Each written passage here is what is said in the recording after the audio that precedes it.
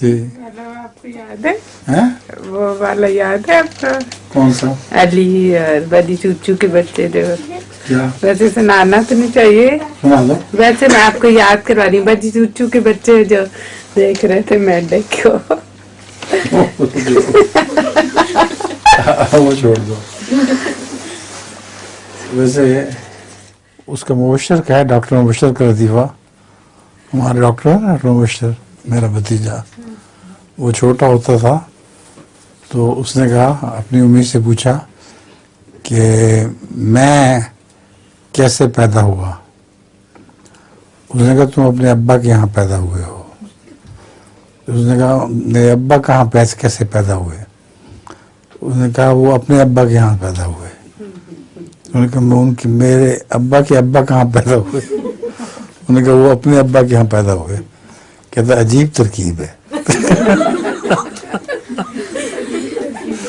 بہت عجیب ترکیب ہے. یہ سچ میں کا واقعہ ہے. ہمارا مبشر جو ڈاکٹر بن گیا اب بڑی دیر سے بن چکا ہے، اس کی بات ہے.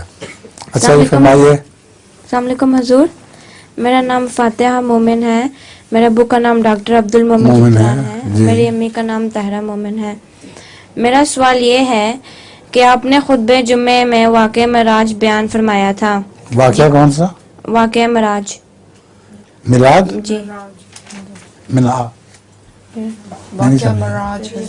واقعہ معراج. جی ٹھیک ہے. جس میں رسول کریم صلی اللہ علیہ وآلہ وسلم کو ان کی امت کے لیے 50 نمازیں فرض کی تھیں، لیکن جب رسول کریم صلی اللہ علیہ وآلہ وسلم واپس آئے تو آخری آسمان پر حضرت موسیٰ علیہ السلام سے ملتے ہیں اور حضرت موسیٰ علیہ السلام رسول کریم صلی اللہ علیہ وآلہ وسلم سے کہتے ہیں یہ 50 نمازیں تمہاری امت کے لیے بہت زیادہ ہیں.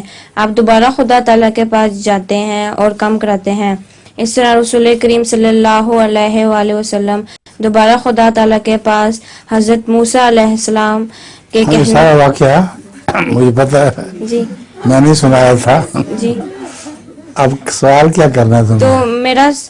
میرا سوال یہ ہے کہ رسول کریم صلی اللہ علیہ وآلہ وسلم ہر دفعہ حضرت موسیٰ علیہ السلام کے کہنے پر اللہ تعالیٰ کے پاس نمازیں کم کرانے کیوں جاتے تھے؟ خود اللہ تعالیٰ سے کیوں نہیں کہا؟ رسول اللہ علیہ وسلم کو جتنی نمازیں بھی خدا نے کی تھیں آپ نے قبول کر لیا تھا. تو حضرت موسیٰ کو تجربہ تھا اپنی قوم کا کہ قوم کے اوپر یہ شریعت بڑی بھاری ہوا کرتی ہے. چنانچہ حضرت موسیٰ ان کو بتایا کرتے تھے کہ اتنی نمازیں خدا نے بتا دی ہیں تمہاری امت پہ بہت شاک گزریں گی. اس لیے انہوں نے ہر دفعہ یہی بتایا، یہاں تک کہ 5 رہ گئیں. 5 کے اوپر حضرت رسول اللہ صلی اللہ علیہ وسلم نے پھر دوبارہ خدا کے پاس جانا قبول نہ کیا. اور اللہ تعالیٰ نے یہ فرمایا تھا کہ یہ 5 جو ہیں یہ 50 کے برابر ہوں گی. ٹھیک ہے حضور میرا لطیفہ بھی ہے. ہاں سناؤ. حضور ایک سردار جی ہوتے ہیں، وہ گھر میں بیٹھے ہوتے ہیں تو انہوں نے نیچے نکر پہنی ہوتی ہے اور گلے میں ٹائی باندھی ہوتی ہے. تو ان کا دوست آتا ہے تو وہ کہتا ہے تم نے ایسے کپڑے کیوں پہنے ہوئے ہیں؟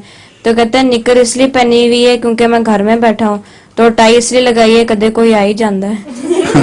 ٹھیک ہے. وہ بھی ہے نا تالابوں والا. ایک آدمی نے مکان بنایا تھا اور 3 تالاب تھے اس میں. تو دکھا رہا تھا مہمانوں کو. اس نے کہا یہ تالاب کس لیے ہے؟ اس نے کہا یہ گرم پانی کا تالاب ہے، سردیوں کے نہانے کے لیے.